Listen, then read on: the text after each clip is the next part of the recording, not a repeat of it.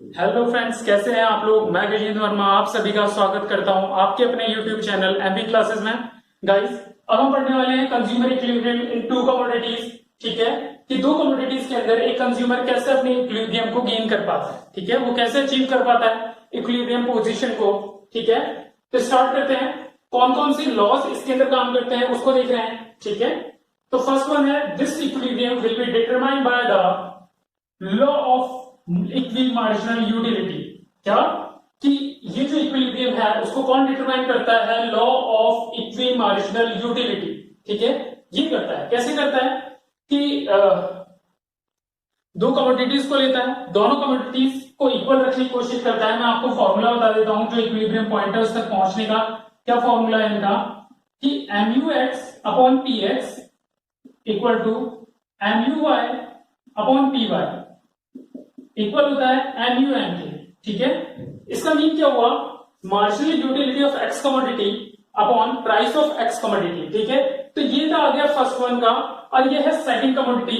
Marginal utility of Y commodity upon price of Y commodity equal है marginal utility of money के। तो इसलिए इसको क्या नाम दिया है? Law of equi marginal utility, क्योंकि दो कमोडिटीज हैं और दोनों की हमको यूटिलिटीज को बराबर करना है, इसलिए समझते हैं। और इसको in this a consumer distributed his income. क्या करता है वो, जो उसके पास इनकम होती है ना, उस इनकम को इस तरीके से डिस्ट्रीब्यूट करता है, इस तरीके से खर्च करता है इनकम को among those goods in such a way that he gets equal utility from all the goods. क्या मिले उसे? इक्वल यूटिलिटी मिले, है ना। इस फॉर्म से क्या मिलेगा? Equal utility. इससे भी क्या मिलेगा? Equal utility. और ये किसके इक्वल होगा? इसके। ठीक है, उसकी मनी की वैल्यू के, है ना। इसलिए इसको नाम क्या दिया है? Equi marginal utility. और वो क्या करता है? अपनी इनकम को खर्च करता है। तो इनकम के बेसिस पे ये एक और कंडीशन बनाते हैं। सेकंड नंबर, ये फर्स्ट वन थी, सेकंड देखते हैं। सेकंड क्या बनती है कि PX price of X commodity into quantity of X commodity plus price of Y commodity multiply quantity of Y commodity equal होगी इसकी इनकम के। ठीक है, तो ये सिचुएशन कंप्लीट करेगा, है ना। ये दो कंडीशन मिलके इस पूरे को फुलफिल करते हैं, है ना। किसको? कि consumer equilibrium in to commodities को फुलफिल करते हैं। ठीक है गाइस, और इसके अंदर एक और लॉ वर्क कर रहा होता है। कौन सा? Law of diminishing marginal utility, है ना।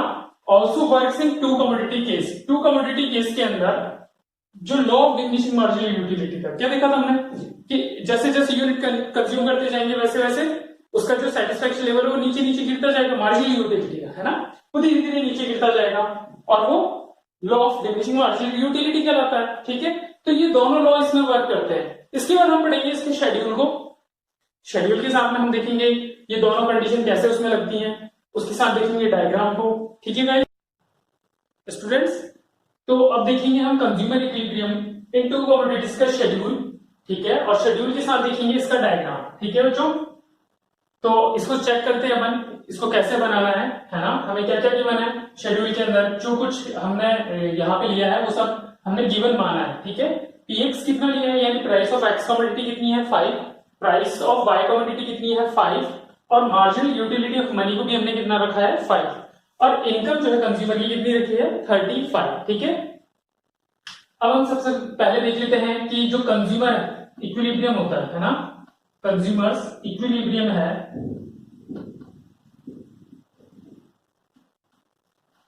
जो कंज्यूमर्स इक्विलिब्रियम उसकी कंडीशन क्या है? फर्स्ट कंडीशन है कि आपका MUX upon PX।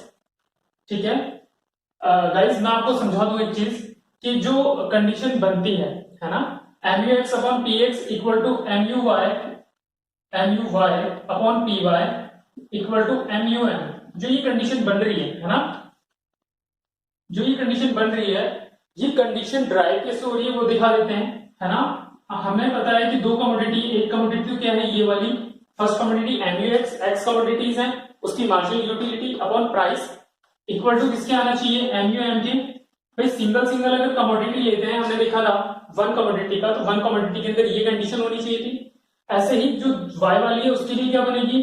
MUY upon PY equal to MUM। ठीक है, अब अगर इन दोनों को आमने सामने रखेंगे तो हमने एक चीज देखा कि MUM दोनों में सेम आ रहा है, तो हम ये कह सकते हैं कि MUX अपॉन PX इक्वल है mu y upon P Y, that ये किसकी इक्वल रहेगा, ये इक्वल रहेगा mu m के, ठीक है। तो इस तरीके से जो कंज्यूमर इक्विलिब्रियम की जो कंडीशन है ये फुलफिल हो रही है ना।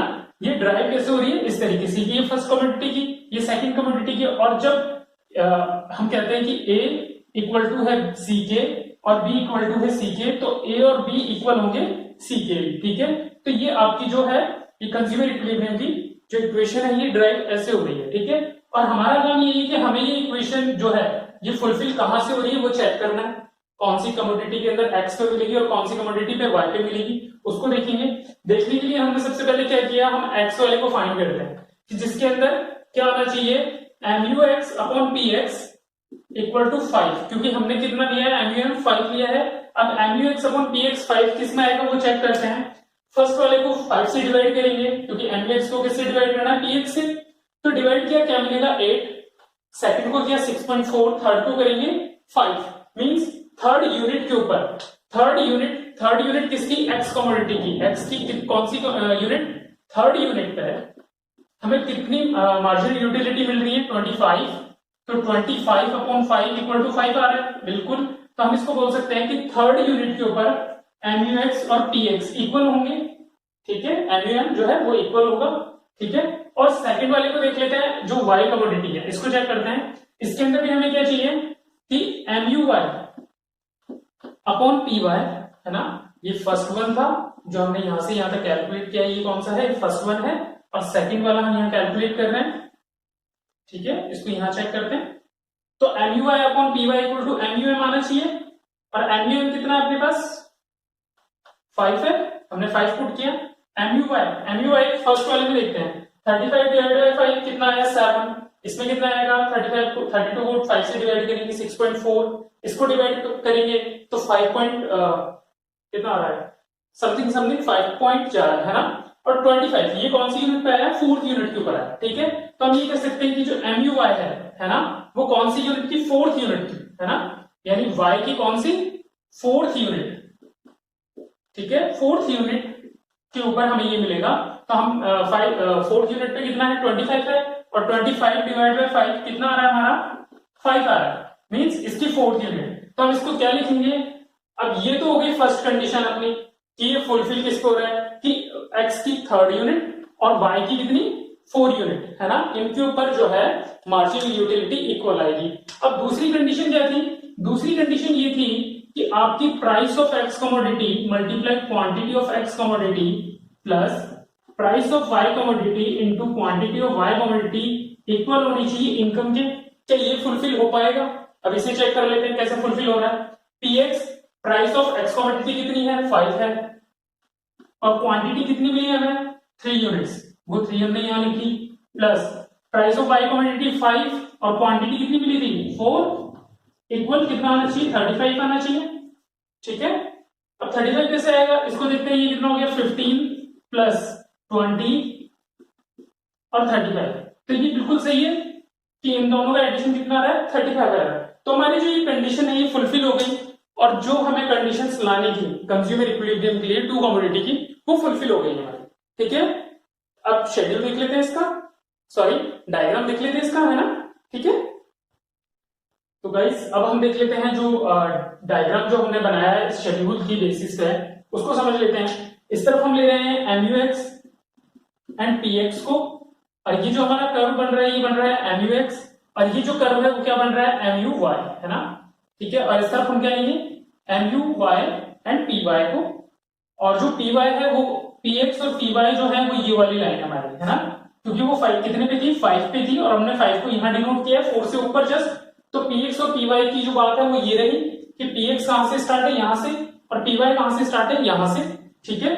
और ये एक पॉइंट पे, जिस पॉइंट पे मिल रहा है, क्योंकि हमने जो कंडीशन बनाई थी वो क्या बनाई थी, कंडीशन क्या थी कि mu x upon px equal to mu y upon py equal है mu m के, है ना।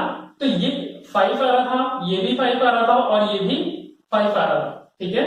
तो ये तीनों 5 आ रहे थे, इस जगह पे लिया है हम इसको, और इस पॉइंट को हम क्या बोलेंगे, ये है इक्विलिब्रियम पॉइंट,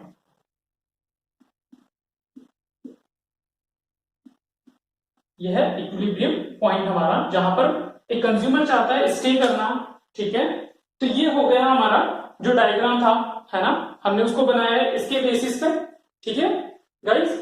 तो मैं उम्मीद करता हूं आप लोगों को ये अच्छे से समझ में आएगा कि कंज्यूमर इक्विलिब्रियम इनटू शेड्यूल कैसे बनेगा, ठीक है।